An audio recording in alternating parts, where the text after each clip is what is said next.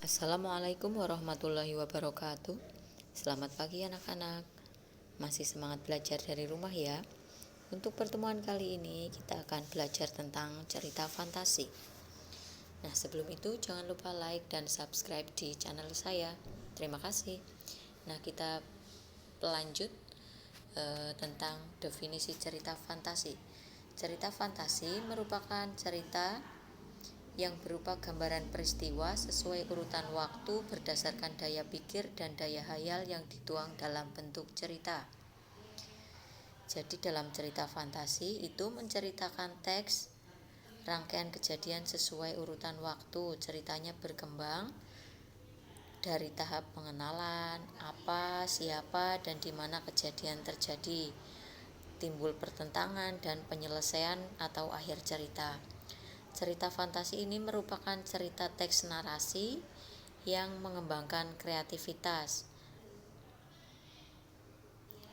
Selanjutnya ciri-ciri teks fantasi. Ciri-ciri teks fantasi ini ada 6. Yang pertama mengandung keajaiban atau keanehan atau kemisteriusan.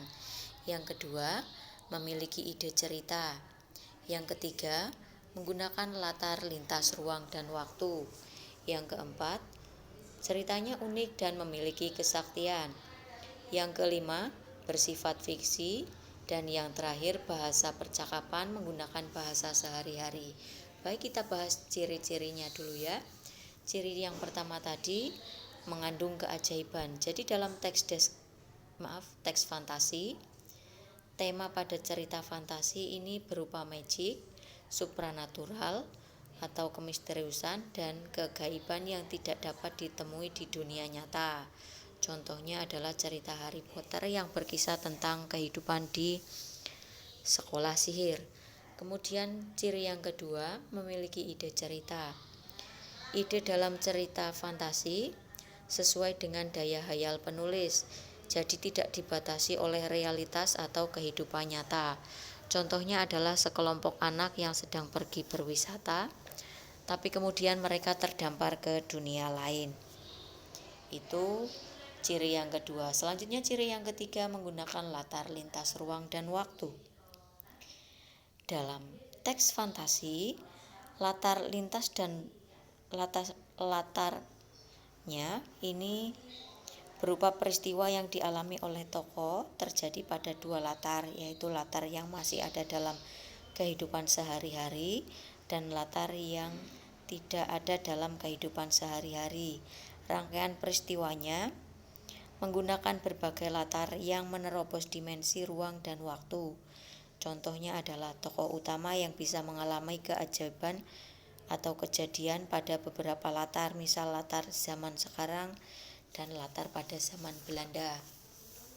Ciri yang keempat, ini unik dan memiliki kesaktian. Jadi tokohnya dalam teks fantasi ini bisa diberi watak atau ciri yang tidak ditemukan dalam kehidupan sehari-hari, memiliki kesaktian tertentu.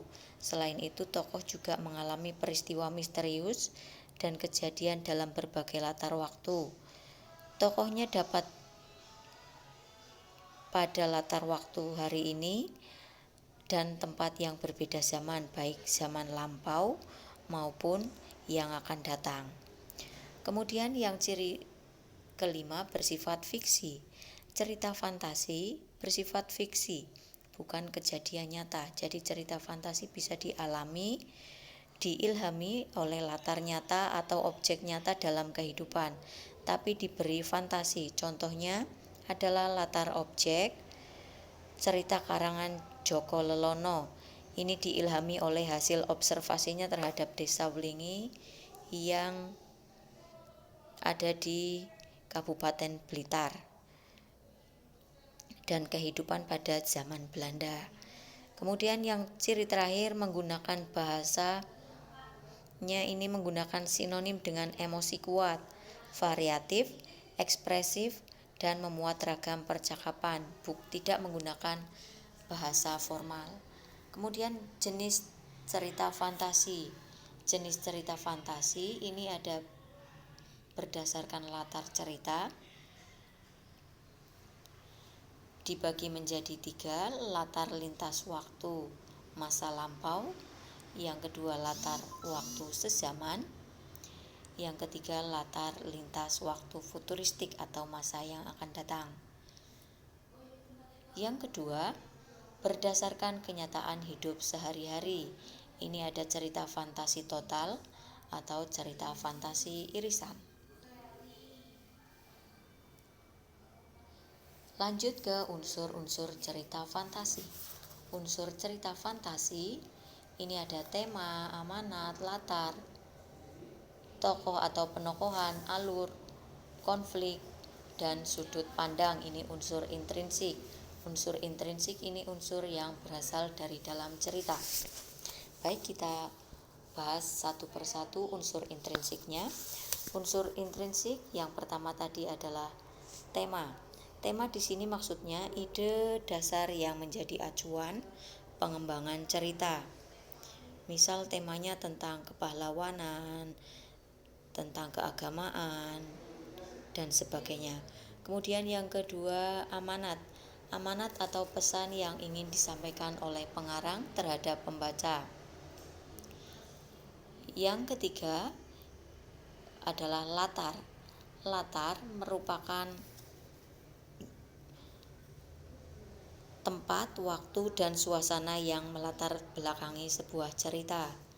Tokoh dan penokohan, ini unsur yang keempat.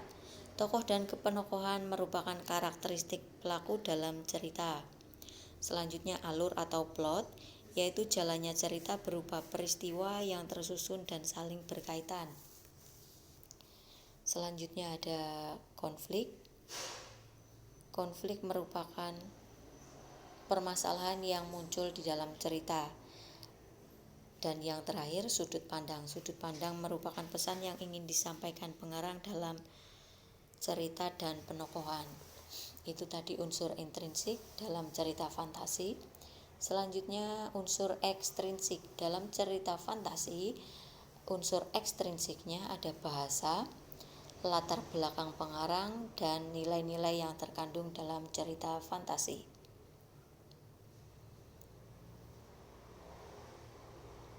Cara selanjutnya, cara penceritaan kembali isi cerita fantasi. Nah, bagaimana cara penyampaian cerita fantasi? Langkah-langkahnya itu bisa menggunakan langkah lisan ataupun tertulis. Nah, dari gambar tersebut bisa kalian perhatikan itu menggambarkan tentang sebuah sekolah sihir tentang Harry Potter. Bisa kalian perhatikan ya, ini tentang Harry Potter. Buku Harry Potter ini bisa dijelaskan secara lisan maupun tertulis. Nah, langkah penyampaiannya, kalau secara lisan, kalian yang pertama harus membaca keseluruhan isi cerita fantasi, kemudian mencatat tokoh-tokohnya. Yang ketiga, mencatat peristiwa penting dalam cerita fantasi. Yang keempat, mencatat latar peristiwa dalam cerita fantasi. Yang kelima, menceritakan kembali isi cerita fantasi berdasarkan tokoh, peristiwa, dan latar yang sedang dicatat. Yang keenam, memperhatikan penampilan dan gerakan tubuh. Yang ketujuh, perhatikan intonasi, irama, artikulasi, dan lafal. Dan yang terakhir, ceritakan bagian pembukanya, inti, dan penutup secara urut. Sedangkan secara tertulis, kalian yang pertama perlu melakukan membaca cerita fantasi dengan seksama. Setelah itu menentukan peristiwa yang terdapat dalam cerita fantasi. Dan yang ketiga, mengembangkan peristiwa tersebut menjadi sebuah cerita dengan kalimat sendiri. Yang terakhir, struktur dan kebahasaan cerita fantasi. Struktur cerita fantasi ini ada orientasi, ada komplikasi, dan resolusi. Pada bagian orientasi ini berupa pengenalan cerita, latar, tokoh, dan konflik.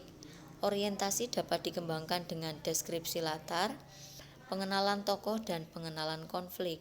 Kemudian bagian komplikasi berisi hubungan sebab akibat munculnya suatu permasalahan hingga masalah memuncak.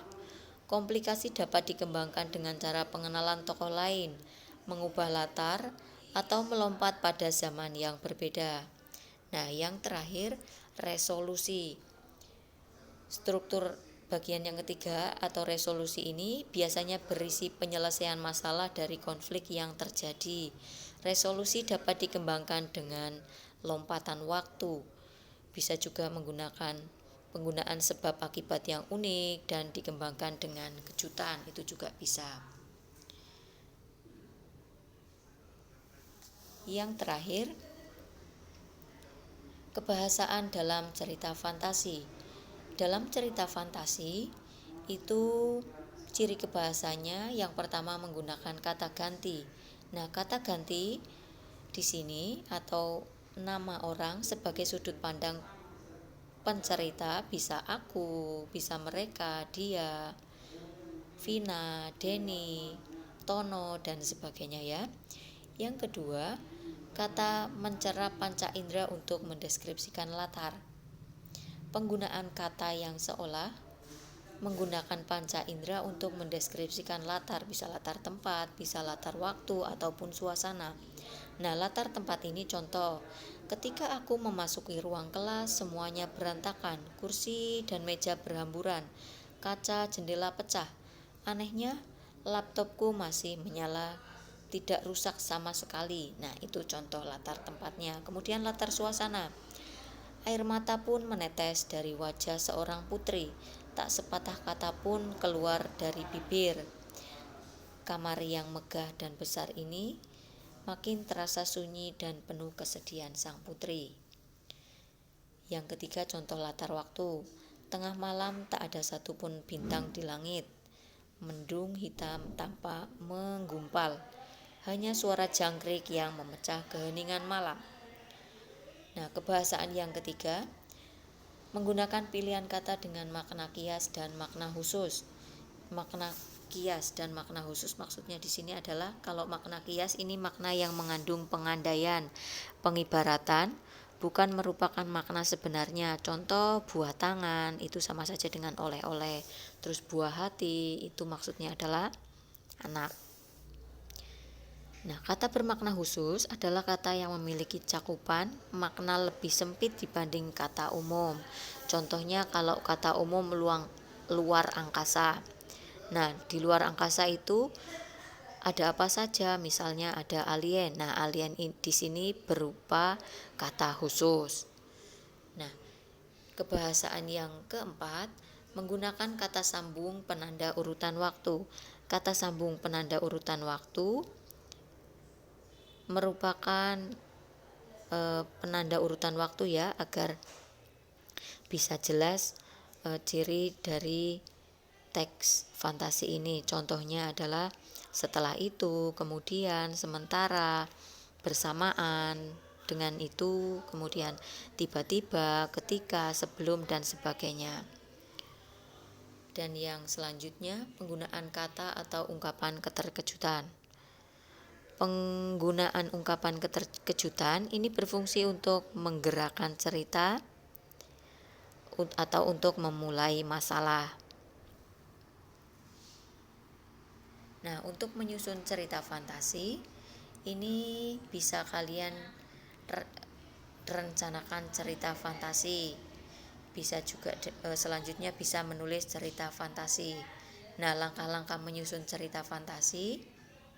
Yang pertama, merencanakan cerita. Jadi untuk merencanakan cerita, kalian temukan dulu ide penulisannya. Kalian mau menulis ide penulisan tentang apa? Kemudian penggalian ide cerita. Selanjutnya membuat rangkaian peristiwa dan mengembangkan cerita fantasi. Itu tadi langkah merencanakan cerita. Dan yang selanjutnya menulis cerita fantasi. Dalam menulis cerita fantasi, yang pertama langkahnya merencanakan kerangka karangan. Jadi kerangka karangannya dibuat terlebih dahulu. Kerangka karangan tadi sesuai dengan struktur cerita fantasi. Ada bagian orientasi, kemudian ada bagian komplikasi, dan bagian resolusi. Kemudian yang ketiga, memberi judul yang menarik. Pembaca itu biasanya tertarik dengan sebuah judulnya. Kalau judulnya menarik, biasanya pembaca tertarik untuk membaca teks fantasi yang ditulis. Kemudian yang keempat, menelaah dan merevisi. Dan yang terakhir, mempublikasikan cerita fantasi. Nah, kiranya sekian saja penjelasan tentang cerita fantasi. Semoga bermanfaat ya. Assalamualaikum warahmatullahi wabarakatuh.